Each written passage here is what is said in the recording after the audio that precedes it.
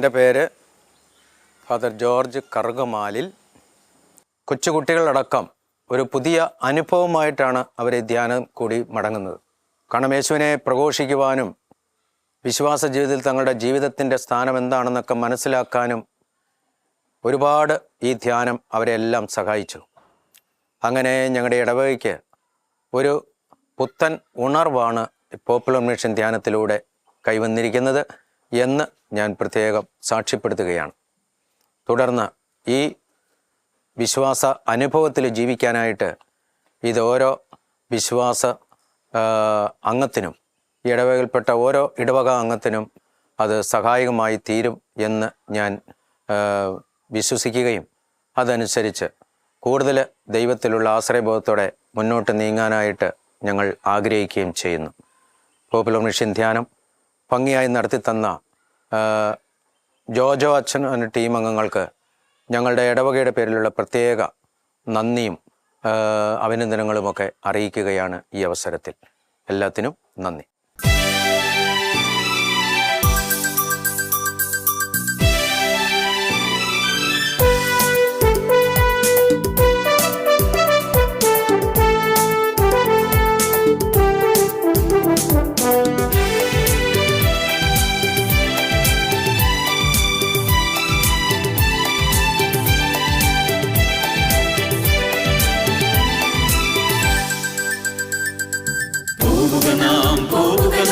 യേശുവിന്റെ പിന്നാലെ അടിവച്ചണിയണിയായി യേശുവിന്റെ പിന്നാലെ.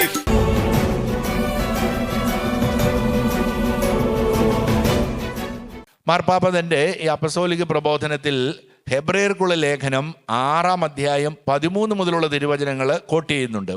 ആ 13 മുതലുള്ള തിരുവചനങ്ങൾ ഇപ്രകാരമാണ് പറയുന്നത്. വിശ്വാസികളുടെ പിതാവായ അബ്രാഹത്തെക്കുറിച്ചാണ് പരാമർശിക്കുന്നത്. അബ്രാഹം തലമുറകൾ നിനക്ക് സന്താനങ്ങൾ നൽകുമെന്നുള്ള വാഗ്ദാനം ക്ഷമയോടെ കാത്തിരുന്ന് അത് പ്രാപിച്ചു. അപ്പോൾ അബ്രാഹത്തിന് ദൈവം നൽകിയൊരു വാഗ്ദാനം, അത് ക്ഷമയോടെ കാത്തിരുന്ന് അത് പ്രാപിച്ചു. അതുകൊണ്ട് 6:10 ഹെബ്രയർ 6:19 പറയുകയാണ്, നമ്മെ പഠിപ്പിക്കുകയാണ്, പ്രത്യാശയാണ് നമ്മുടെ ആത്മാവിൻ്റെ സുസ്ഥിരവും സുരക്ഷിതവുമായ നങ്കൂരം. നമുക്കറിയാം നങ്കൂരം എന്തിനുള്ളതാണെന്നറിയാം അല്ലേ? കപ്പലിനെ നിർത്തുന്നതിന് വേണ്ടിയാണ്, അത് സ്റ്റോപ്പ് ചെയ്യുന്നതിന് വേണ്ടി, കപ്പൽ ഉറപ്പിക്കുന്നതിന് വേണ്ടിയിട്ടുള്ള നങ്കൂരം. നമ്മുടെ ഈ പ്രത്യാശയാണ് നമ്മുടെ ആത്മാവിൻ്റെ സുസ്ഥിരവും സുരക്ഷിതവുമായ നങ്കൂരം എന്നാണ് 6:9 ഈ ഭാഗം എടുത്തിട്ടാണ് മാർപ്പാപ്പ നമ്മോട് പറയുന്നത്. അതിനൊരു വ്യാഖ്യാനവും നൽകുന്നുണ്ട്.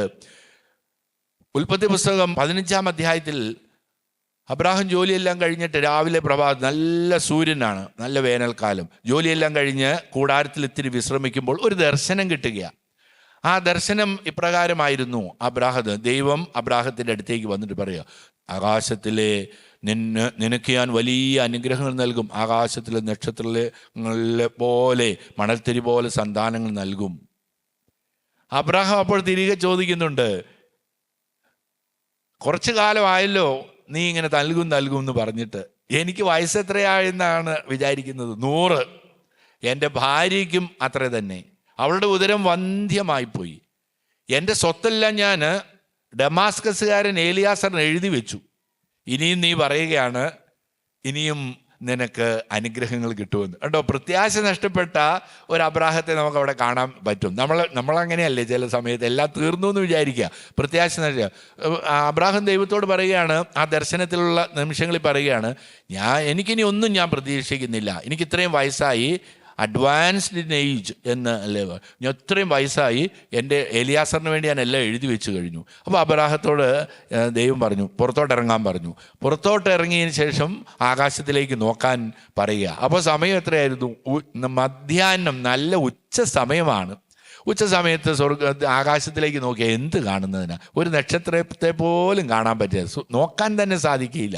തുടർന്ന് ഈ ഹെബ്രയർക്കുള്ള ലേഖനത്തിൽ ഈ ഭാഗം എടുത്തു വെച്ചുകൊണ്ട് ഇപ്രകാരം പറയുന്നുണ്ട്. 18:14 ഉൽപ്പത്തി 18:14 ഇപ്രകാരം പഠിപ്പിക്കുന്നുണ്ട്.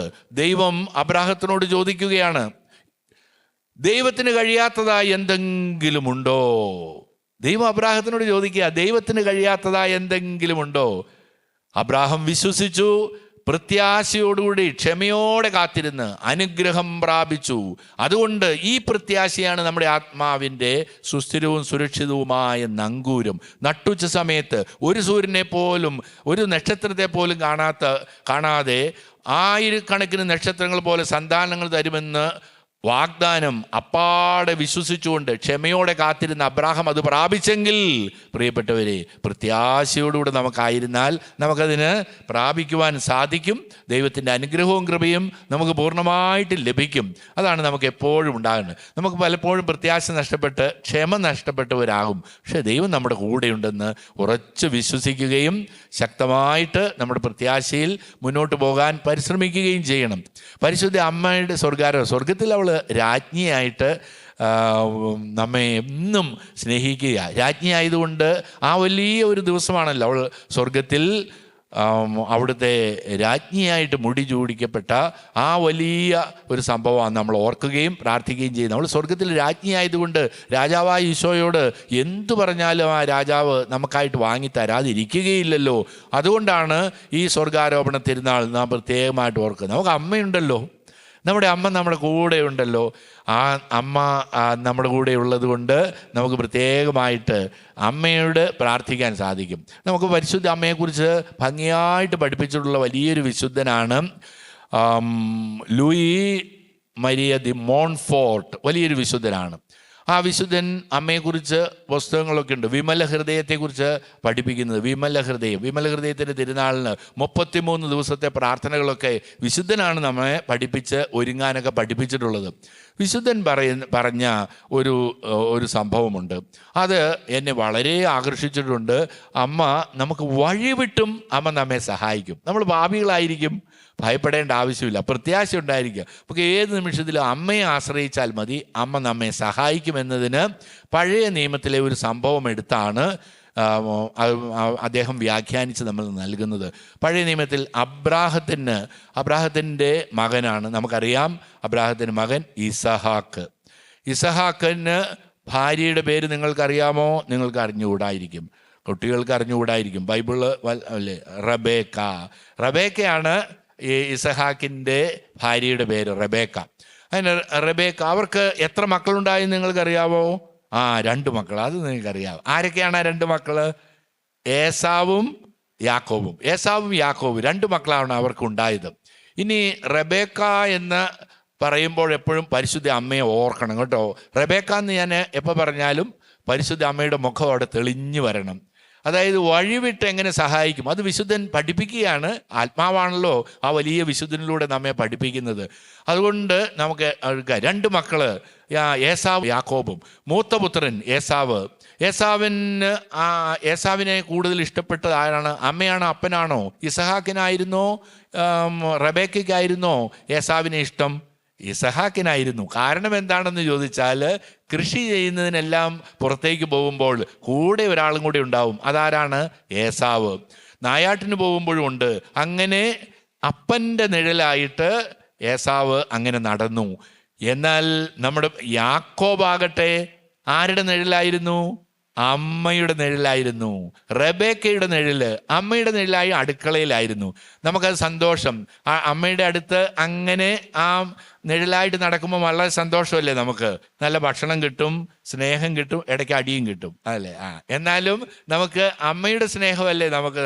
അതുകൊണ്ട് യാക്കോബ് പ്രത്യേകമായി കൂടെയായിരുന്നു. അപ്പോൾ മൂത്തപുത്രനായ ഏസാവിനായിരുന്നു എല്ലാ അവകാശങ്ങളും. കാരണം ആദ്യത്തെ മൂത്തപുത്രൻ എന്ന നിലയിൽ ജന്മാവകാശം, ഇനി സ്വത്തിൻ്റെയും എല്ലാം അവകാശം ഏസാവിനായിരുന്നു. എന്നാൽ ഈ അമ്മയ്ക്ക് കൂടുതൽ ഇഷ്ടം യാക്കോബിനെ ആയിരുന്നതുകൊണ്ട്, അമ്മയുടെ തണലിൽ യാക്കോബ് ആയിരുന്നതുകൊണ്ട്, ഏസാവ് ഒരിക്കൽ പുറമേ നിന്ന് വിശന്ന് വരുമ്പോൾ അമ്മ ആ അവസരം പ്രയോജനപ്പെടുത്തി യാക്കോബിനോട് പറഞ്ഞു, നല്ല പായസം ഞാൻ ഉണ്ടാക്കി തരാം, അവനിൽ നിന്ന് ഈ പായസം കൊടുത്തിട്ട് നീ ജന്മാവകാശം സ്വന്തമാക്കണം, മൂത്തപുത്രൻ എന്നുള്ള അവകാശം നീ സ്വന്തമാക്കണം, അവൻ നിനക്ക് തരും. അങ്ങനെ അമ്മ വഴിവിട്ട ഒരു പ്രവൃത്തിയായിരുന്നു അമ്മയുടേത്. അങ്ങനെ ചെയ്യുന്നത് ശരിയാണെന്ന് നമ്മൾ പറയുകയില്ല. പക്ഷെ അമ്മയുടെ ആ സ്നേഹം കടന്നു വരുമ്പോൾ, അമ്മ അത്രയും ത്യാഗത്വം, അമ്മ സ്നേഹിച്ചു കഴിഞ്ഞാൽ എന്തും ചെയ്യും അമ്മ. അതുകൊണ്ട് റബേക്കായുടെ നിർദ്ദേശം അനുസരിച്ച് റബേക്ക പായസം ഉണ്ടാക്കി കൊടുത്തു. യാക്കോബ് ഏസാവിനോട് പറഞ്ഞു, ആ വിശന്ന നിമിഷത്തിൽ അവൻ ജന്മാവകാശ പായസത്തിന് സഹോദരനു വിറ്റു. അത് പിന്നീട് ഇസഹാക്ക് പറയുന്നത് അമ്മ റബേക്ക കേട്ടു. നീ നല്ല ആഹാരം ഉണ്ടാക്കി കൊണ്ടുവരിക, കാട്ടിൽ നിന്ന് നല്ല മൃഗത്തെ കൊന്ന് നല്ല ഇറച്ചി ഭക്ഷണം പാകം ചെയ്തു, ഞാൻ നിന്നെ അനുഗ്രഹിക്കാം. അപ്പോൾ അപ്പൻ്റെ അനുഗ്രഹം കിട്ടുക എന്നാൽ ദൈവത്തിൻ്റെ അനുഗ്രഹം കിട്ടുന്നത് പോലെയാണ്. അത് വലിയ വലിയ നിമിഷങ്ങളാണ്. ഇനി ആ ഇസഹാക്ക് മരിക്കാൻ പോവുക, അതിനു മുമ്പ് അവസാനത്തെ അനുഗ്രഹം കൊടുക്കാൻ പോവുക. ഇത് കേട്ടു, അമ്മ കേട്ടു. അമ്മ കേട്ടപ്പോൾ യാക്കോബിനോട് പറഞ്ഞു, ഇങ്ങനെ ഒരു സംഭവം നടക്കാൻ പോവുകയാണ്. അവൻ മൃഗത്തെ വേട്ടയാടാൻ പോയി. ഒരു കാര്യം ചെയ്യുക, നിനക്ക് ആ അവകാശം ലഭിക്കാൻ എല്ലാ ക്രമീകരണങ്ങളും ഞാൻ ചെയ്തു തരാം. അതുകൊണ്ട് ഭക്ഷണം നല്ല കാട്ടിറച്ചി പോലെ നീ ആടിനെ കൊന്നുകൊണ്ടുവരിക, ആട്ടിറച്ചി ഞാൻ തയ്യാറാക്കി തരാം. ഏസാവിന് രോമമുള്ള ശരീരമാണ്, അതുകൊണ്ട് രോമമുള്ള വസ്ത്രം നിനക്ക് ഞാൻ ഇടിച്ചു തരാം. അതുകൊണ്ട് നീ എല്ലാം തയ്യാറാക്കിക്കൊള്ളുക. ആ യാക്കോബ് പറഞ്ഞു, അനുഗ്രഹത്തിന് പകരം ഭയന്നുപോയി, അനുഗ്രഹത്തിന് പകരം ശാപം എനിക്ക് കിട്ടുമോ എന്ന് ഭയന്നു. നീ ഒന്നും പേടിക്കണ്ട, അമ്മയല്ലേ പറയുന്നത്, ഞാനല്ലേ കൂടെയുള്ളത്, നീ ഒന്നുകൊണ്ടും ഭയപ്പെടേണ്ട ആവശ്യമില്ല. ധൈര്യപ്പെടുത്തി. ധൈര്യമില്ലാതെ അവന് ധൈര്യം ചോർന്നു പോയപ്പോൾ അവനെ ധൈര്യപ്പെടുത്തി. അങ്ങനെ ഭക്ഷണമുണ്ടാക്കി, നല്ല ഇറച്ചി ഉണ്ടാക്കി, അങ്ങനെ പറഞ്ഞയച്ചു. അവിടെ നിന്ന് അനുഗ്രഹം, ഇസഹാക്കിൻ്റെ അനുഗ്രഹം, അപ്പൻ്റെ അനുഗ്രഹം, ഏസാവിന് മാത്രം സ്വന്തമായിരുന്ന അനുഗ്രഹം അമ്മയുടെ പ്രത്യേക സഹായത്താൽ സ്വന്തമാക്കി. സംഭവം അറിഞ്ഞ ഏസാവ് എന്ത് ചെയ്യും? ആയുധങ്ങളെല്ലാം പുറത്തെടുത്തു. ഏത് നിമിഷവും തകർത്ത് കളയണം അവനെ. ഇനി എൻ്റെ ജന്മാവകാശം അവൻ എന്നിൽ നിന്ന് വഞ്ചിച്ചെടുത്തു. ഇപ്പോൾ എൻ്റെ പിതാവിൻ്റെ അനുഗ്രഹവും ഇനി ഞാൻ അവനെ ജീവിക്കാൻ അനുവദിക്കുകയില്ല. പക്ഷേ അമ്മയ്ക്ക് ആ സ്വഭാവം അറിയാമായിരുന്നുകൊണ്ട്, ഏസാവിനെ അറിയാമായിരുന്നതുകൊണ്ട് നേരത്തെ തന്നെ ക്രമീകരണങ്ങളെല്ലാം അമ്മ ചെയ്തു. തൻ്റെ സഹോദരൻ ലാബാൻ്റെ വീട്ടിലേക്ക് ഒളിച്ചോടി രക്ഷപ്പെടുന്നതിനുള്ള ക്രമീകരണങ്ങളെല്ലാം ചെയ്ത് യാക്കോബിനെ അവിടെ എത്തിച്ചു. ഈ സംഭവം എടുത്തിട്ട് വിശുദ്ധൻ മോൺഫോർട്ട് ഇപ്രകാരം നമ്മെ പഠിപ്പിക്കുകയാണ്. ഈ റബേക്കയുടെ സ്ഥാനത്ത് നമ്മുടെ അമ്മയാണ്, നമ്മുടെ ഈശോയുടെ അമ്മ നമ്മുടെ അമ്മയാണ്. നമുക്ക് സ്വർഗത്തിലൊരു അമ്മയുണ്ട്. എന്ത് കാര്യങ്ങൾ നമുക്ക് പറയാം. നമുക്ക് പാപം ചെയ്തായും അമ്മയോട് പറഞ്ഞാൽ മതി, എനിക്കിങ്ങനെയൊന്നും സംഭവിച്ചല്ലോ. അമ്മ വഴിവിട്ട് നമ്മെ സഹായിച്ചു തരും. നമ്മൾ ആ യോഗ്യത നമുക്കില്ലായിരിക്കാം, പക്ഷെ അമ്മയെ സ്നേഹിക്കണമെന്ന് മാത്രമേ ഉള്ളൂ. അമ്മയുടെ നിഴലായിട്ട് കൂടെ ഉണ്ടായിരിക്കണം, അമ്മയുടെ കൂടെ ഉണ്ടായിരിക്കണം. എൻ്റെ അമ്മയെ, എൻ്റെ ആശ്രമേ എന്ന നമുക്ക് സുഹൃത ജപം നമ്മൾ ചൊല്ലണം. അമ്മയോട് സംസാരിക്കണം ഇടയ്ക്ക്. ജപമാല നമുക്ക് കഴിയുന്നത്ര ജപമാല നമുക്ക് ചൊല്ലി നമുക്ക് അമ്മയെ സ്നേഹിക്കാം.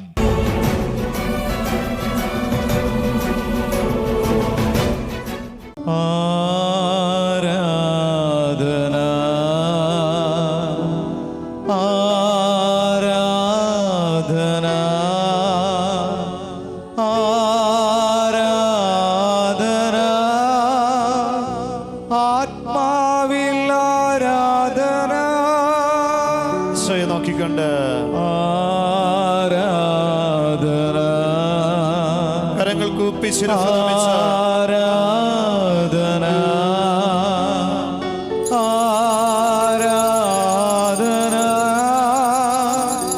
ആത്മാവിൽ ആരാധന. സ്വയാരാധന. നമ്മുടെ മധ്യത്തിൽ എഴുന്നള്ളിയിരിക്കുന്ന ദിവികാരുണീശോയെ ആരാധിച്ച് എല്ലാവരും കരങ്ങളടിച്ച് താളത്തോട് ചേർന്ന് ദിവികാരുണീശോയെ ആരാധിച്ച് ഈശോയെ ഞങ്ങളങ്ങേ ആരാധിക്കുന്നു, സ്തുതിക്കുന്നു, അങ്ങേ ഞങ്ങൾ മഹത്വപ്പെടുത്തുന്നു. ആരാധനായവനെ, സ്തുതിക്കർഹനായവനെ ആരാധിക്കുന്നു. ഈശോയെ മഹത്വപ്പെടുത്തുന്നു, നന്ദി പറയുന്നു ദൈവമേ. ആരാധന ആരാധന ആരാധന ആത്മാവിൽ ആരാധന. ആരാധന ചേർന്ന് പാടി ആരാധന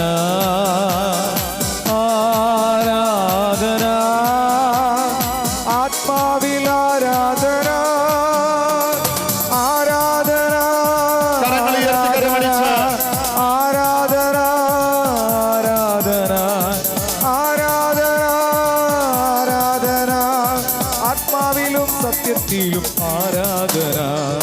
വലത് കരം കൊണ്ട് ശിരസിൽ നെറ്റിയിൽ ഒരു കുരിശ് വരച്ച് നിങ്ങൾ തന്നെ വിശുദ്ധീകരിച്ച് ഇരുകരങ്ങളും കണ്ണുകളോട് വലത് കരം വലത് കണ്ണിൽ ഇടത് കരം ഇടത് കണ്ണിൽ ചേർത്ത് വെച്ച് പരിശുദ്ധാത്മാവേ എൻ്റെ കാഴ്ചകളെ കാഴ്ചപ്പാടുകളെ വിശുദ്ധീകരിക്കണമേ.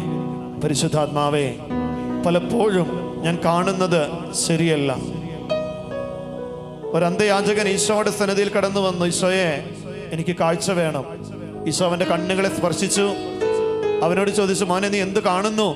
അവൻ പറഞ്ഞു, ഞാൻ മനുഷ്യരെ കാണുന്നു, പക്ഷെ അവർ മരങ്ങളെ പോലെ വൃക്ഷങ്ങളെ പോലെ ഇരിക്കുന്നു. വികലമായ കാഴ്ച, പൂർണ്ണതയില്ലാത്ത കാഴ്ച. പലപ്പോഴും എൻ്റെ ജീവിതത്തിൽ ഇങ്ങനെയാണ്. എൻ്റെ പൊന്നു തമ്പുരാനെ, എൻ്റെ ജീവിത പങ്കാളിയുടെ പ്രിയപ്പെട്ടവരുടെ കുറ്റങ്ങളും കുറവുകളും മാത്രമേ ഞാൻ കാണുന്നുള്ളൂ. നന്മ കാണുവാൻ, അതിൻ്റെ പിന്നിൽ ഒളിഞ്ഞിരിക്കുന്ന നന്മ കാണുവാൻ പലപ്പോഴും എനിക്ക് സാധിക്കുന്നില്ല. എൻ്റെ കാഴ്ചകളെ, എൻ്റെ കാഴ്ചപ്പാടുകളെ ഓ പരിശുദ്ധാത്മാവേ നീ വിശുദ്ധീകരിക്കണമേ. വാടി പ്രാർത്ഥിച്ചേ. വെൺപ്രാവെന്നതുപോ വെള്ളി ചിറകുകളാലേ പറന്നിറങ്ങണമേ പരിശുദ്ധാത്മാവേ. പഠിക്കേ, എല്ലാവരും പഠിക്കേ. വെൺപ്രാവെന്നതുപോ കണ്ണുകളെ വെള്ളി ചിറകുകളാലേ പറന്നിറങ്ങണമേ പരിശുദ്ധാത്മാവേ. ആ കണ്ണുകളെ ഒന്ന് കുരിശ് വരച്ച് ആശീർവദിച്ച് നല്ലത് കാണുവാൻ ഞങ്ങളുടെ കണ്ണുകളെ വിശദീകരിക്കണമേ. സോഷ്യൽ മീഡിയയിലൊക്കെ തെറ്റായത് കാണുന്നുണ്ടെങ്കിൽ എല്ലാം മാറ്റണമേ. ഇരുകരങ്ങളും കാതുകളോട് വലത് കരം വലത് കാതിൽ ഇടത് കരം ഇടത് കാതിൽ ചേർത്ത് വെച്ച് കണ്ണുകളടച്ച് പ്രാർത്ഥിച്ച്, മക്കളൊക്കെ പ്രാർത്ഥിച്ച്, എല്ലാവരും പ്രാർത്ഥിച്ച്, എല്ലാവരും കർത്താവേ എൻ്റെ കേൾവിയെ സമർപ്പിക്കുന്നു. കുറ്റം പറയുന്നത് കേൾക്കുന്ന ശീലം, മോശം പറയുന്നത് കേൾക്കുന്നത് കർത്താവേ നീ ഏറ്റെടുക്കണമേ, വിശുദ്ധീകരിക്കണമേ. നന്മയായത് കേൾക്കുവാൻ ഓ പരിശുദ്ധാത്മാവേ എൻ്റെ കാതുകളെ നീ ഏറ്റെടുത്ത് വിശുദ്ധീകരിച്ച് അനുഗ്രഹിക്കണമേ. ചേർന്ന് പാടിക്കേ. പരിശുദ്ധാത്മാവിനെ വിളിച്ച് പ്രാർത്ഥിച്ച് വെൺപ്രാവെന്നതുപോ പരിശുദ്ധാത്മാവേ വെള്ളി ചിറകുകളാലേ പരിശുദ്ധാത്മാവേ പറന്നിറങ്ങണമേ എൻ്റെ കേൾവിയെ വിശുദ്ധീകരിക്കണമേ. കേൾവിയെ പരിശുദ്ധാത്മാവേ. എല്ലാവരും ഒരിക്കൽ കൂടി. വെൺപ്രാവെന്നതുപോ വെള്ളി ചിറകുകളാലേ പറന്നിറങ്ങണമേ പരിശുദ്ധാത്മാവേ. ഇരു കാതുകളും ഒന്ന് കുരിശു വരച്ച് വിശുദ്ധീകരിച്ച് പരിശുദ്ധാത്മാവിൻ്റെ സ്വരം കേൾക്കുവാൻ എൻ്റെ കാതുകളെ ശക്തിപ്പെടുത്തണമേ. എൻ്റെ കരങ്ങളൊന്ന് ചുണ്ടോട് ചേർത്ത് വെച്ച്, ചുണ്ടോട് കരങ്ങളൊന്ന് ചേർത്ത് വെച്ച് കണ്ണുകളടച്ച് എൻ്റെ പൊന്നു തമ്പുരാനെ ദിവികാരുണീശോയെ ഈ തിരുമുൻപിൽ നിൽക്കുമ്പോൾ എൻ്റെ ജീവിതത്തിൽ എനിക്ക് ഏറ്റവും അധികം കുറവുകൾ സംഭവിക്കുന്നത്, വീഴ്ചകൾ സംഭവിക്കുന്നത് എൻ്റെ സംസാരത്തിലാണ്. എൻ്റെ അധരത്തെ സമർപ്പിച്ച് ഞാനിതാ പ്രാർത്ഥിക്കുകയാണ്. നല്ലത് പറയണമെന്ന് ഞാൻ ആഗ്രഹിക്കുന്നു, പലപ്പോഴും മോശമായത് പറയുന്നു. ആഗ്രഹിക്കുന്നതല്ല ഞാൻ പറയുന്നത്. പ്രവാചകൻ പറഞ്ഞു, ദൈവമേ ഞാൻ അശുദ്ധനാ, അശുദ്ധമായ അധരങ്ങളുള്ളവനാ, അശുദ്ധമായ അധരങ്ങളുടെ മധ്യ വസിക്കുന്നവനാ. ഇതാ തീക്കനൽ കൊണ്ട് പ്രവാചകന്റെ നാവിനെ സ്പർശിച്ചപ്പോൾ അവന്റെ അധരം വിശുദ്ധീകരിക്കപ്പെട്ടു. ദൈവത്തിന്റെ സ്വരമായി അവന്റെ അധരം മാറി. അവന്റെ അധരങ്ങളിലൂടെ ദൈവത്തിന്റെ അരുളപ്പാടുകൾ ഇസ്രായേൽ സമൂഹത്തിന് പറഞ്ഞു കൊടുക്കുന്ന ദൈവത്തിന്റെ അധരമായി അശുദ്ധമായ അധരത്തെ ദൈവം പരിശുദ്ധാത്മാവിന്റെ ശക്തിയാൽ വിശുദ്ധീകരിച്ചു. കർത്താവേ, ഓ പരിശുദ്ധാത്മാവേ, തെറിവിളിക്കുന്ന, മോശം പറയുന്ന, കുറ്റം പറയുന്ന, നുണ പറയുന്ന എൻ്റെ എല്ലാ ദുശീലങ്ങളിൽ നിന്നും എൻ്റെ അധരത്തെ, എൻ്റെ നാവിനെ ഓ പരിശുദ്ധാത്മാവേ വിശുദ്ധീകരിക്കണമേ, വിശുദ്ധീകരിക്കണമേ. ആഗ്രഹത്തോടെ നല്ലത് പറയുവാൻ പരിശുദ്ധാത്മാവിനെ ശക്തിപ്പെടുത്തണമേ. പാടി പ്രാർത്ഥിച്ചേ. വെൺപ്രാവെന്നതുപോൽ വെൺപ്രാവെന്നതുപോൽ പരിശുദ്ധാത്മാവേ വെള്ളി ചിറകുകളാലേ ഹല്ലേലൂയ, ഹല്ലേലൂയ. പറന്നിറങ്ങണമേ ഹല്ലേലൂയ. ഓ പരിശുദ്ധാത്മാവേ, പരിശുദ്ധാത്മാവേ. പരിശുദ്ധാത്മാവേ ഒരിക്കൽ കൂടി പാടി പ്രാർത്ഥിച്ചേ. പ്രാവെന്നതുപോ പരിശുദ്ധാത്മാവേ, വെള്ളി ചിറകുകളാലേ ശക്തിപ്പെടുത്തണം. പറന്നിറങ്ങണമേ പരിശുദ്ധാത്മാവേ. ചുണ്ടിലൊന്ന് കുരിശ് വരച്ച് ആശീർവദിച്ച് ഇരുകരങ്ങളെ ഹൃദയത്തോടൊന്ന് ചേർത്ത് പിടിച്ച്, ഇരുകരങ്ങളെ ഹൃദയത്തോട് ചേർത്ത് പിടിച്ച് കണ്ണുകളടച്ച്, പരിശുദ്ധാത്മാവിൻ്റെ ആലയം എൻ്റെ ശരീരം, പരിശുദ്ധാത്മാവിൻ്റെ ആലയം എൻ്റെ ശരീരം. എൻ്റെ ഹൃദയത്തിൽ നന്മയുണ്ടെങ്കിൽ, പരിശുദ്ധാത്മാവിൻ്റെ ചൈതന്യമുണ്ടെങ്കിൽ എൻ്റെ ജീവിതത്തിൽ അത് പ്രസരിക്കും. എൻ്റെ ശരീരം, ഓ പരിശുദ്ധാത്മാവേ, അങ്ങയുടെ വസതിയായ വാസസ്ഥലമായ എൻ്റെ ശരീരത്തെ, ശരീരത്തിൻ്റെ വിശുദ്ധി നഷ്ടപ്പെടുത്തുന്ന പാപത്തിന് ഞാൻ വിട്ടുകൊടുത്തിട്ടുണ്ടെങ്കിൽ, ശരീരവിശുദ്ധി നഷ്ടപ്പെടുത്തുന്ന പാപങ്ങളിലേക്ക് നീണ്ടുപോയിട്ടുണ്ടെങ്കിൽ, വീണുപോയിട്ടുണ്ടെങ്കിൽ, പരിശുദ്ധാത്മാവ് എന്നെ വിശുദ്ധീകരിക്കണം. എൻ്റെ ശിരസ് മുതൽ ഉള്ളംകാല് വരെ എൻ്റെ ജീവിതത്തിൽ പരിശുദ്ധാത്മാവിൻ്റെ ആലയമായ ശരീരത്തിന് വിരുദ്ധമായിട്ടുള്ള ഏതെങ്കിലും പ്രവൃത്തികൾ, കുടുംബ ദാമ്പത്യ ജീവിതത്തിന് പുറത്തുള്ള തെറ്റായ ബന്ധങ്ങളിലൂടെ ഒക്കെ പോയിട്ടുണ്ടെങ്കിൽ, പരിശുദ്ധാത്മാവേ എൻ്റെ ശരീരത്തെ വിശുദ്ധീകരിക്കണമേ. വിശുദ്ധമായത് ചിന്തിക്കുവാൻ, വിശുദ്ധമായത് പ്രവർത്തിക്കുവാൻ, വിശുദ്ധമായ ഇടങ്ങളിലൂടെ നടക്കുവാൻ, എൻ്റെ അധരങ്ങളെ നല്ലത് പറയുവാൻ, എൻ്റെ കരങ്ങളെ നല്ലത് ചെയ്യുവാൻ, എൻ്റെ പാദങ്ങളെ നന്മയിൽ നടക്കുവാൻ, എൻ്റെ ഹൃദയത്തെ നന്മ ചിന്തിക്കുവാൻ പാകത്തിന് പരിശുദ്ധാത്മാവേ എൻ്റെ ശരീരത്തെ പൂർണ്ണമായി കഴുകി വിശുദ്ധീകരിക്കണമേ. ആഗ്രഹത്തോടെ വിളിച്ചു പാടി പ്രാർത്ഥിച്ചേ. വെൺപ്രാവെന്നതുപോ വെള്ളി ചിറകുകളാലേ പരിശുദ്ധാത്മാവേ പറന്നിറങ്ങണമേ പരിശുദ്ധാത്മാവേ. ഒരിക്കൽ കൂടി വെൺപ്രാവെന്നതുപോ വെള്ളി ചിറകുകളാലേ പറന്നിറങ്ങണമേ പരിശുദ്ധാത്മാവേ. ഇരുകരങ്ങളും ഒന്ന് യാചനാരൂപത്തില് നീട്ടിപ്പിടിച്ച് ദിവികാരണീശോയെ നോക്കിക്കേ. ഭയം, പേടി, ആകുലത, ഉത്കണ്ഠ, നിരാശ, ആത്മഹത്യാ പ്രവണതകള്, എന്നെ കൊണ്ടൊന്നും ചെയ്യാൻ പറ്റില്ല, ഞാൻ ചെയ്താലെല്ലാം പരാജയപ്പെട്ടു പോകും, നെഗറ്റീവ് ചിന്തകൾ, അപകർഷതാബോധം, ഇത് ജീവിതത്തെ അസ്വസ്ഥപ്പെടുത്തുന്ന തിന്മയുടെ എല്ലാ ബന്ധനങ്ങള്, ചില ദുശീലങ്ങള്, ചില അടിമത്തങ്ങള് വിട്ടുമാറ്റണമെന്ന് ഞാൻ ആഗ്രഹിക്കുന്ന, ഉപേക്ഷിക്കണമെന്ന് ആഗ്രഹിക്കുന്ന ചില കാര്യങ്ങള് ആഗ്രഹിക്കുന്നുണ്ട്, പക്ഷെ അതിന് സാധിക്കുന്നില്ല. നിന്റെ ബലഹീനതയിൽ ആത്മാവ് നിന്നെ സഹായിക്കും. പരിശുദ്ധാത്മാവേ എൻ്റെ ജീവിതത്തിൻ്റെ എല്ലാ ബലഹീനതകളെയും നീ എടുത്തു മാറ്റണമേ. എന്നെ ശക്തനാക്കുന്ന പരിശുദ്ധാത്മാവിലൂടെ എല്ലാം ചെയ്യുവാനായിട്ട് സാധിക്കും. ഭയം, പേടി, ആകുലത, ഉത്കണ്ഠ, നിരാശ എടുത്തു മാറ്റി പ്രത്യാശ നൽകി, ധൈര്യം നൽകി, സ്നേഹം നൽകി, ആനന്ദം നൽകി, സന്തോഷം നൽകി, സമാധാനം നൽകി. ഗലാത്യ 5:22 വചനത്തിൻ്റെ അഭിഷേകത്താൽ പരിശുദ്ധാത്മാവിൻ്റെ ഫലങ്ങളാൽ നിറയപ്പെടുവാൻ ഓ പരിശുദ്ധാത്മാവേ എന്നെ ശക്തിപ്പെടുത്തണമേ. ഒരിക്കൽ കൂടി പാടി പ്രാർത്ഥിച്ചേ. വെൺപ്രാവെന്നതുപോൽ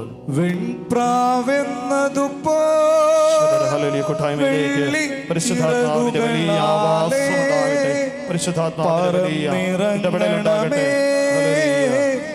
പരിശുദ്ധാത്മാവേ പരിശുദ്ധ പരമമാ ദിവ്യകാരുണ്യമേ എന്നുമെന്നും അങ്ങേക്കാരാധന. എല്ലാവരും പാടിക്കുക, കരങ്ങൾ കൂപ്പി ശിരസ്സ് നമിച്ച്.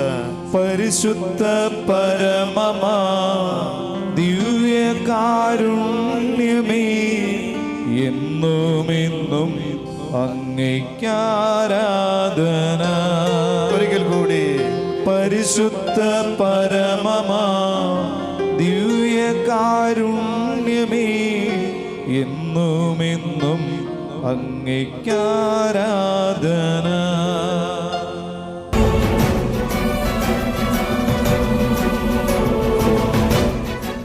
എൻ്റെ പേര് സ്കറിയാച്ചൻ.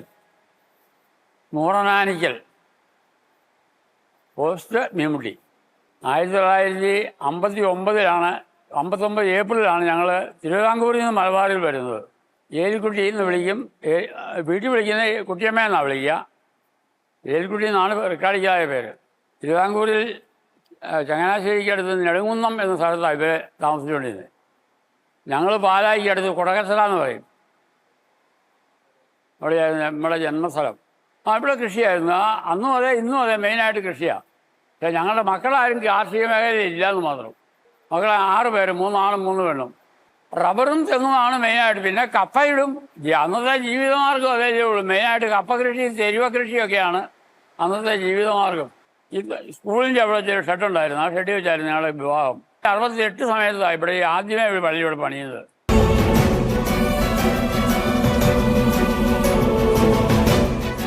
എൻ്റെ പേര് സിസ്റ്റർ സ്നേഹ മരിയ SABS. ഞാനിവിടെ ആരാധനാ മഠത്തിലെ അംഗമാണ്. ഞങ്ങളുടെ മഠത്തിൽ 3 സിസ്റ്റേഴ്സാണുള്ളത്. അതിൽ 2 പേര് ഇടവകയുടെ അടുത്ത് തന്നെയുള്ള വിമല UP സ്കൂൾ മഞ്ഞുവേലിൽ ടീച്ചറായിട്ട് വർക്ക് ചെയ്യുന്നു. ഈ കഴിഞ്ഞ ദിവസങ്ങളിൽ ദൈവാനുഭവത്തിൻ്റെ നല്ല നാളുകളായിരുന്നു. ഞങ്ങളുടെ ഇടവകയിൽ പോപ്പുലർ മിഷൻ ധ്യാനത്തിലൂടെ അനുഭവിച്ചുകൊണ്ടിരിക്കുന്നത്. ഓരോ ദിവസവും പുതിയ പുതിയ ദൈവാനുഭവങ്ങൾ നിറഞ്ഞ ജനത്തിൻ്റെ മുഖം കാണുവാൻ ഈ ദിവസങ്ങളിൽ ഞങ്ങൾക്ക് കഴിഞ്ഞു. അതുപോലെ തന്നെ കുടുംബം മുഴുവനും ഒന്നിച്ചിരുന്ന് ഒരുമയോടെ പ്രാർത്ഥിക്കുന്ന ദൈവാനുഭവം നിറഞ്ഞ ദിവസങ്ങളായിരുന്നു ഇത്. ഈ ധ്യാനത്തിൻ്റെ പ്രത്യേകതകളായിട്ട് എനിക്ക് തോന്നിയത്, ഒരു കുടുംബത്തിലെ അപ്പനും അമ്മയും മക്കളും ഒന്നിച്ചിരുന്ന് ധ്യാനിക്കുന്ന ആ നിമിഷങ്ങൾ കുടുംബത്തിലേക്ക് ഒരു ഐക്യത്തിൻ്റെ അനുഭവം അവർക്ക് ലഭിക്കുന്നതായിട്ട് അനുഭവപ്പെട്ടു. അതുപോലെ തന്നെ കുമ്പസാര ദിവസങ്ങളിലാണെങ്കിൽ പോലും എല്ലാവരും വന്ന് ഒരുങ്ങി കുമ്പസാരിക്കുന്ന ഒരു അനുഭവം എനിക്ക് ഫീൽ ചെയ്തു. എൻ്റെ ജീവിതത്തിലും അതുണ്ടായി. പിന്നെ പോപ്പുലർ മിഷൻ ധ്യാനത്തിൻ്റെ ഒരു ദൈവാനുഭവമായിട്ട് തോന്നിയത്, ക്ലാസ്സുകളിലൂടെ ആ ക്ലാസ്സുകളെ പറയുന്നത് അനുസരിക്കാനുള്ളൊരു ആ മനോഭാവം കുട്ടികൾക്കുണ്ടായിരുന്നു. അത് കുട്ടികളെ ഒത്തിരി വളർത്തിയതായിട്ട് എനിക്ക് ഫീൽ ചെയ്തു. ഇതിനായിട്ട് ഫോട്ടോയിൽ നിന്ന് കടന്നു വന്ന എല്ലാ അച്ഛന്മാരെയും ഈ നിമിഷം നന്ദിയോടെ ഓർക്കുകയാണ്. അവർ ഈ ദിവസങ്ങളിൽ ഈ ഇടവയ്ക്ക് വേണ്ടി ഏറ്റെടുത്ത ത്യാഗങ്ങളും നന്മകളും പ്രാർത്ഥനകളും നന്ദിയോടെ ഓർത്തുകൊണ്ട് എല്ലാവർക്കും നന്ദി പറയുന്നു.